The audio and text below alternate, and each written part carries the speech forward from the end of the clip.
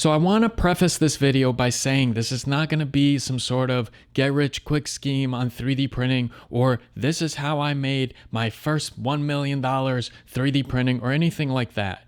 3D printing has had a really profound positive impact on my life, and I'm very, very appreciative to it. But I want to be real about what it takes to make money in the space to be a 3D printing professional. Now, for transparency, 3D printing only accounts for about 10 to 12% of my annual revenue. If you take a look at promoambitions.com, you'll see all the things I do. Web development is the majority of it, and then it's photography, videography work, and then everything else. So approximately 10 to 15% on any given year for the past 4 or 5 years has come from 3D printing. But I'll tell you why I'm extremely passionate and grateful to the craft of CAD design and 3D printing in a second. But I want to start from the beginning. So I found out about 3D printing later on in life. When I was around 25 years old, I went to Montclair State University to attain my MBA. I felt that it would propel me as a business professional, and I wanted to really study entrepreneurship. Now, looking back at it, I probably shouldn't have done the MBA, but that's a different video for a different time. But it was during that MBA program that I discovered that Montclair State University has a Feliciano Center of Entrepreneurship, and there was a 3D printing lab. Now, when I got involved, the lab was not that big, and there wasn't really a lot of activity happening there, and I actually helped form the 3D printing club, and then I was teaching at the 3D printing club students how to design in CAD. How did I get to do that if I just discovered 3D printing in grad school? Well, when I found out that there's a 3D printer and a lot of the 3D printing machines are just collecting dust, I really dedicated myself to spending as much time as I could learning everything I can about 3D printing because it was an innovative technology and because I loved challenging myself. I love doing something that I suck at, that I'm terrible at, and then getting good at it and persevering through, and then eventually becoming a subject matter expert in the space. So what did I do? Every time after class, late at night, like 9 p.m., 10 p.m., I would go and I would study everything I can about CAD. When the lab was open, I was taking a look at the machines. I was studying and researching different types of makers of the machines, how to calibrate the machines, how to problem solve certain things. I would try to absorb as much knowledge as I could, and I became fascinated with designing and 3D printing. I love the idea that you can have something in your mind, a concept, a structure that doesn't yet exist. You can create it in 3 dimensions on a computer program, and then voila, in a matter of hours or days, you can have the physical object in your hand. And I understood the promise of prototyping, the ability to create inventions for others. Now, how did I know this? Because prior to going to grad school, I attained a patent on a back and neck support for toilet seats. Also a video for another time, but I had to pay boatloads of money to engineering firms to go ahead and create prototypes for me. And this made me realize when I discovered 3D printing that I can actually create a lot of things myself, and I can help other aspiring inventors create things as well by creating prototypes for them and then doing rapid prototyping. So if we see that something is not great or not very efficient, I can go and fix it on the spot. This was my motivation behind going and dedicating myself to the craft of 3D printing. So after about 6 months of putting a lot of due diligence, a lot of gritty work into becoming proficient in CAD, I started teaching at the 3D printing club, and I had an idea. I noticed that a lot of the students, they were kind of just there. Maybe they're just doing it for their resume, but they weren't really inspired or motivated. So I thought of a very unique initiative.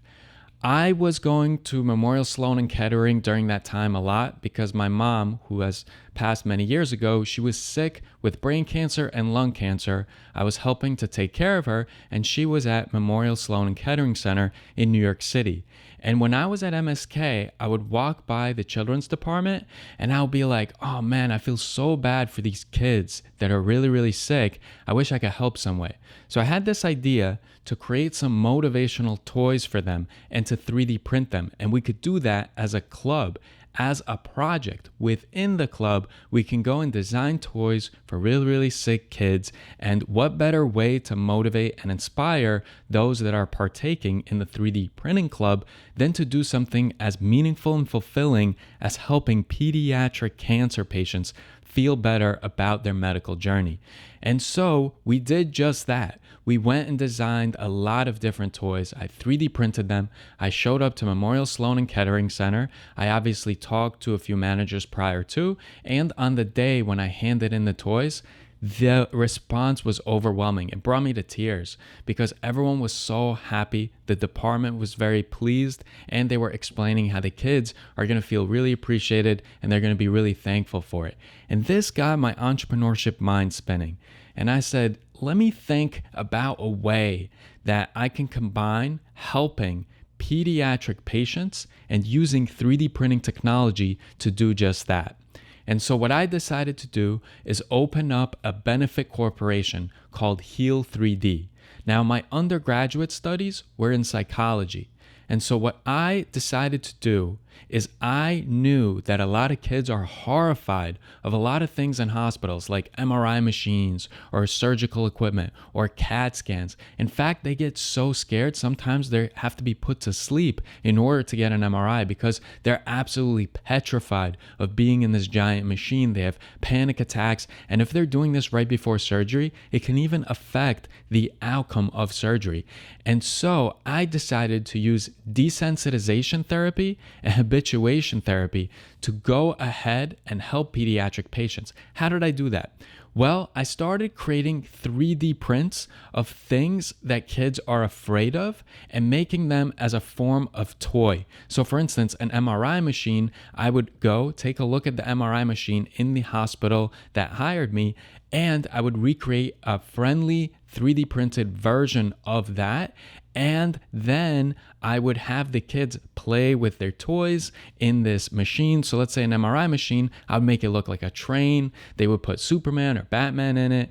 And the staff, me, we would explain to the patient exactly how it's going to be used. We would appease their fears. And because they're interacting with it, they're playing with it, it's just in their room, they are getting less and less afraid of the object. They're getting desensitized to their fears. And so I started doing this at more and more hospitals. Shout out to St. Joseph's Regional Center that actually hired me quite a few times. And even to recreate sick kids that were artists and creating drawings, I would recreate some of the art that they were creating and I would 3D print it. And this was the Benefit Corporation. I've done a lot of hospitals in New York City, New Jersey. I even did some work in hospitals in California. And what ended up happening is I loved the work, but I just wasn't making enough money. I just wasn't seeing profit that I could really live off of because it is really hard, the quality of life, to have a good one near New York City, living in North Jersey where I do. You need a lot of money.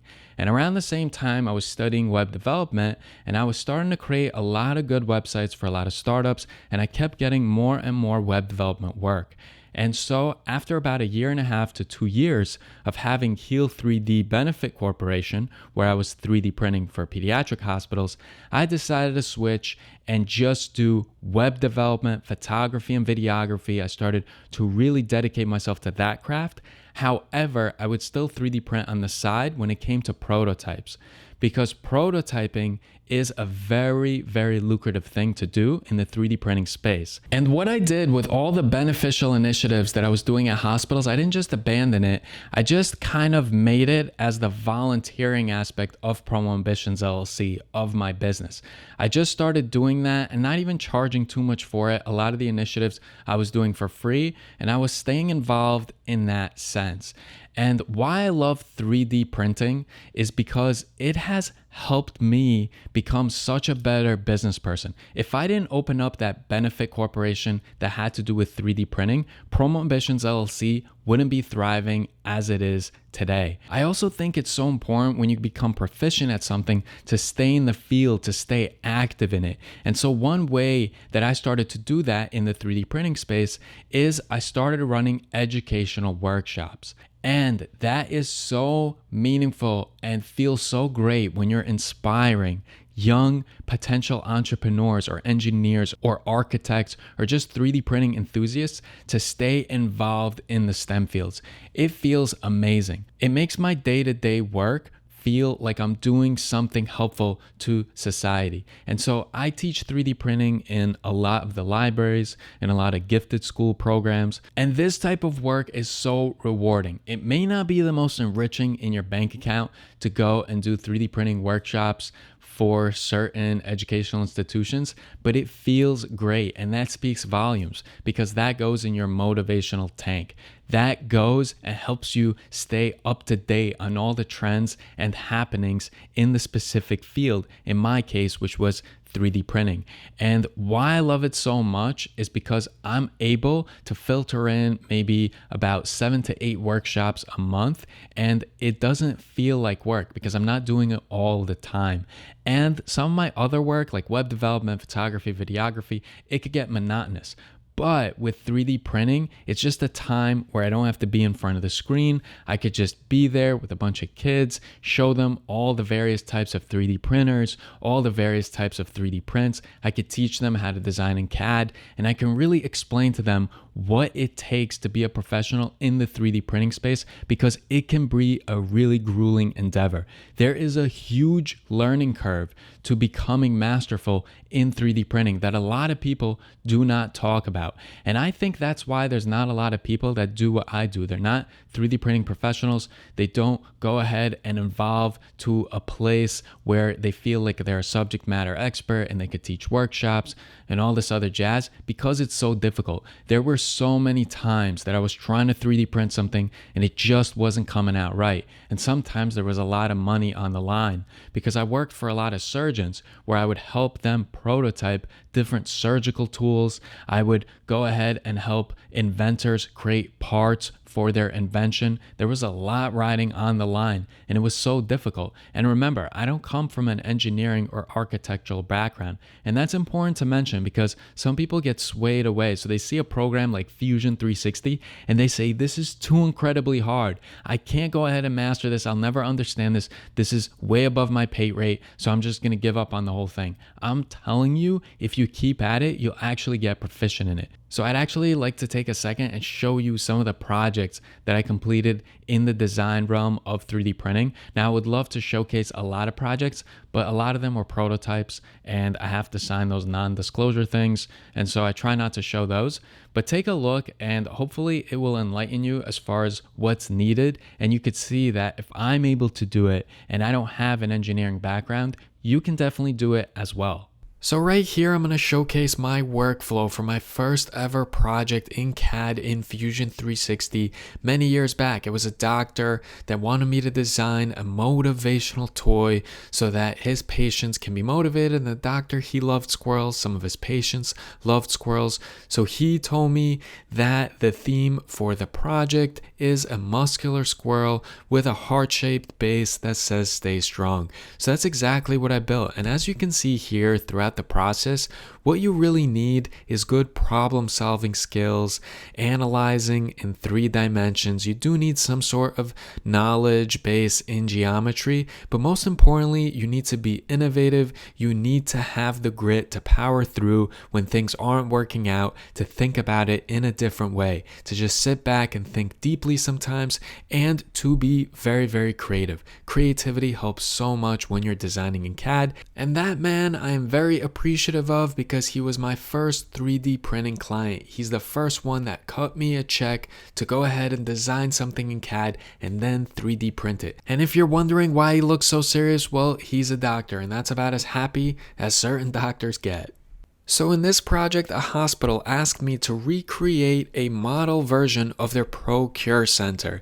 And the reason I like to highlight this specific project is because of the attention to detail. Now, as you can see, a lot went into designing this. There's a lot of technical details, and I am not an engineer or an architect by trade, but because I had dedication and passion for CAD craft, I went ahead and was able to execute on this nearly perfectly. They were very, very pleased with it, and I was able to secure some more lucrative contracts contracts because of how well I executed on this task. And this is something that I can't stress enough.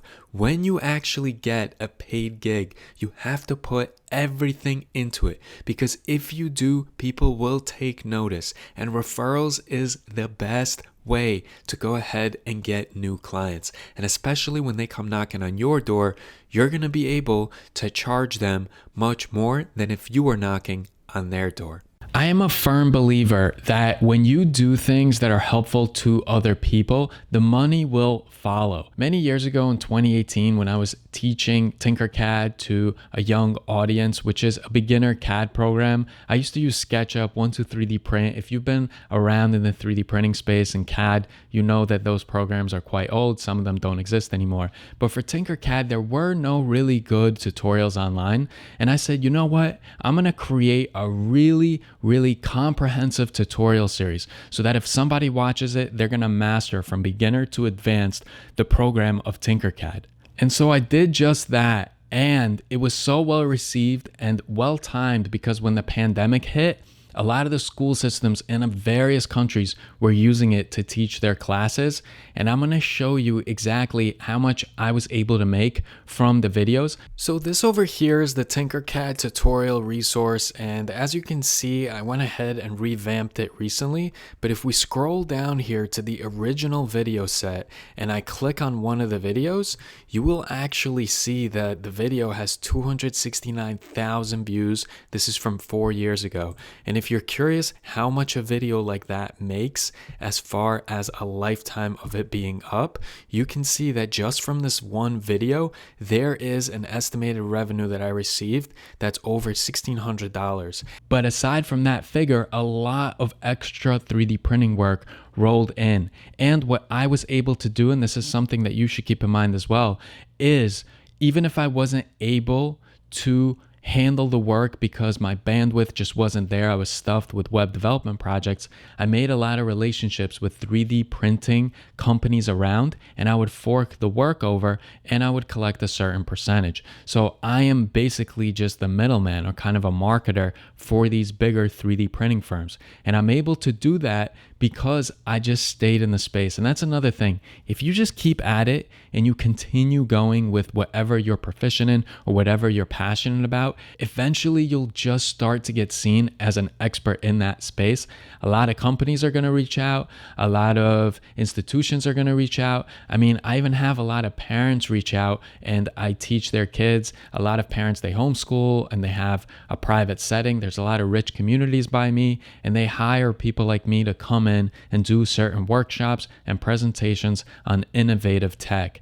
And this is why I'm just really grateful to 3D printing. And I wanted to make this video so that hopefully whoever is thinking about getting into 3D printing, that they're not swayed away just because there's a huge learning curve. But you have to know your personality. If you are someone that is able to hit a wall learning wise, or just hit a wall on a project and push through, persevere through, then 3D printing is definitely for you. If you get easily frustrated if things don't go your way, or you're not someone that's gonna put in boatloads of time to go ahead and break through and cross over that really difficult barrier of entry because of how annoying and aggravating some of these 3D printing hardware problems are, software problems are, CAD problems are.